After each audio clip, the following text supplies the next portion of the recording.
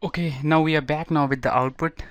You know how to run the program. Just come to main activity and just hit run, and emulator will appear containing your output. Now we'll open the application, but I want to tell you one thing first. When we used to run our core Java program, the output used to come in console. Similarly, Android has a logcat to log all the errors or all the error messages. You can see here we ran the application and it's logging all the details. Now how to see this logcat? If you're not able to see this logcat, just come here in window, show view. If you're not able to see logcat here, don't worry, just click on other and type log. There you go. Under Android folder you can see logcat. Just double click on it, it will appear up here. Logcat is very important if you want to see output at various instances whether this code is working in or not, like system.out.println, the output you used to see in logcat. Similarly, you can use log.d. Just type in log. You have to use this android.util. Hit enter .d. We'll use this method, like D means debug. Just double click on this. First you'll need to give a key, log message, and then you can give any value.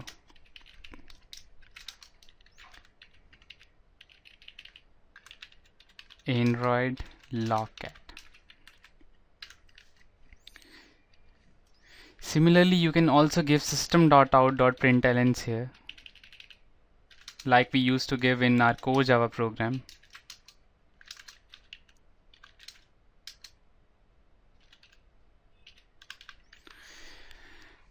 This is the way you can log messages, and now these will be shown in the logcat when we'll be running the application.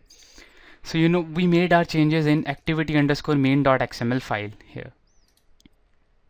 Now we'll see whether we can edit this text or not. Since we have made this editable equals true.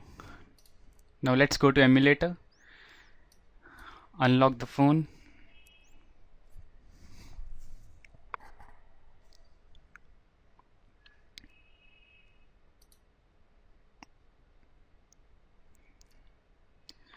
Open your app. You can see here welcome. We changed the name of our app to welcome by using string.xml. If you remember, just click on this.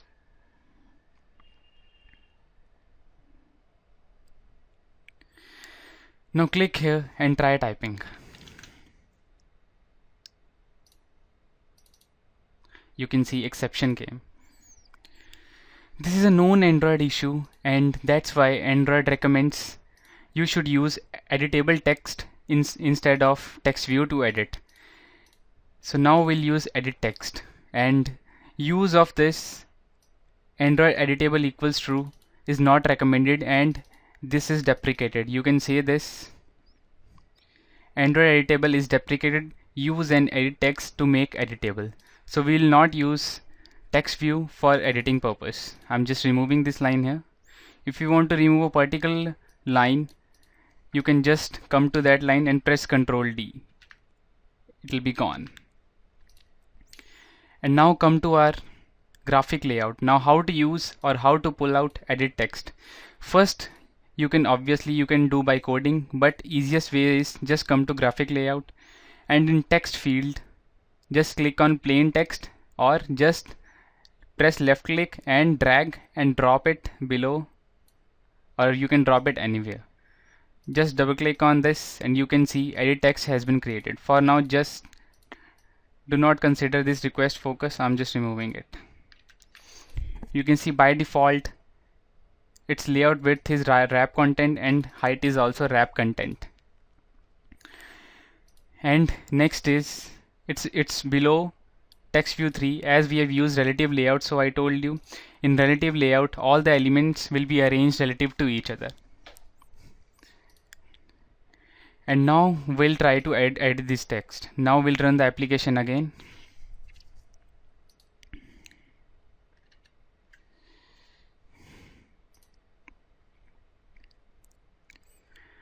Now we'll see whether we can edit this text or not this time.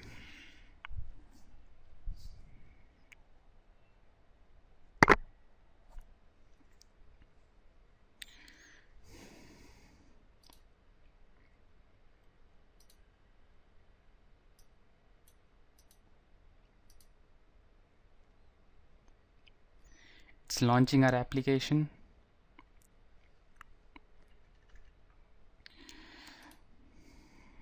Just click on your app icon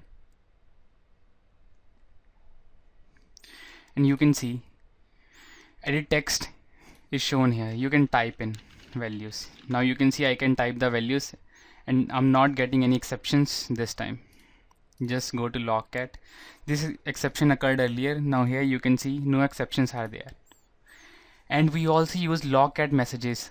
I told you how we can print log messages. First way is log.d, and obviously you can use system.outs like we used in Java basics.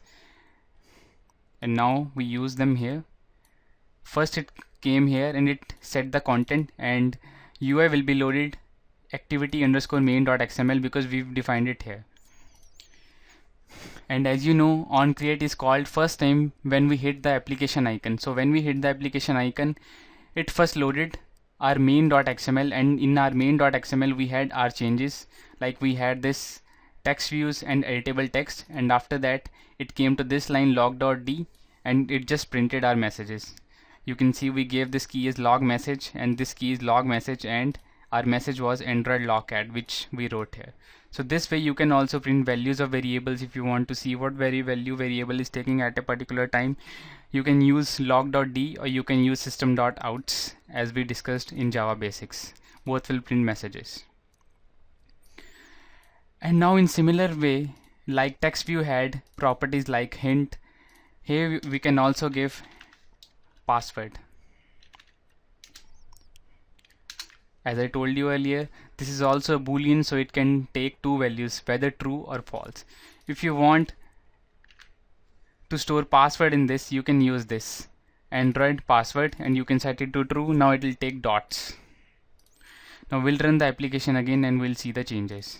Again, we'll just hit the run icon.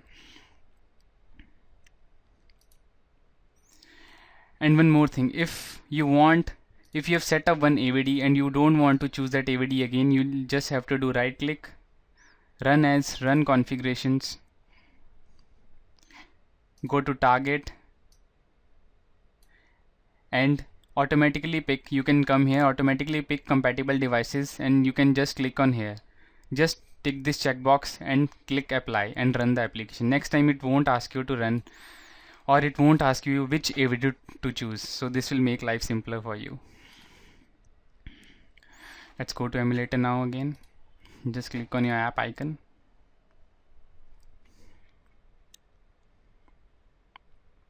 And now try typing again. You can see it is taking dots now for password because we set Android password attribute to true. That's why now it'll assume that whatever we are entering, it should not be shown to the user directly, and that's why it's using in dot instead of just showing the characters as it is. So this was edit text. So this was all about TextView and edit text. We'll use them again when we'll be developing apps, or when we'll be discussing Android buttons. We'll change the values dynamically. Right now we are coding the values statically here, like we are giving values directly. Like for this large text we have given, this is large text. Now we can change these values at runtime also when we are running that application emulator. We can do that using events, or we can use that image buttons or buttons to change the values. Now here I'll show you one more thing. We can set value of text. Here also we can use this text attribute.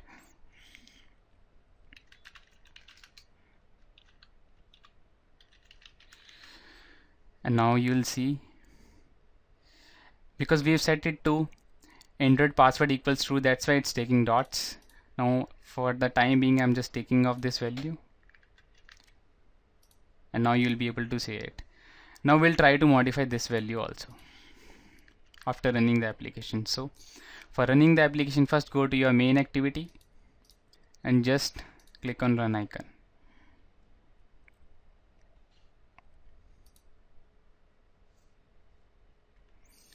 It's launching our application. It will close automatically. It closed.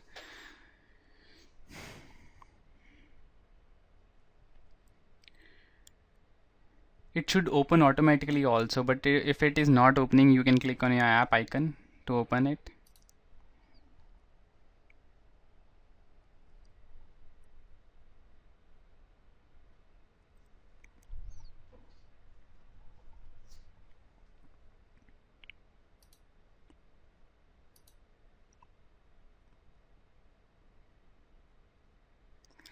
And now we have our app ready. You can see here we gave its text attribute as Android tutorial. Now we can modify this value also.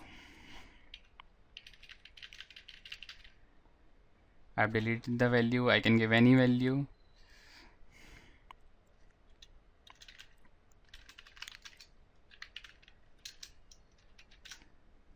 So this is how you use edit text. So this was about texts, and we'll go deep into this when we'll be developing the applications. We'll use some more attributes. These were all the basics attributes. And now in next tutorial we'll be discussing about buttons. Thanks for watching.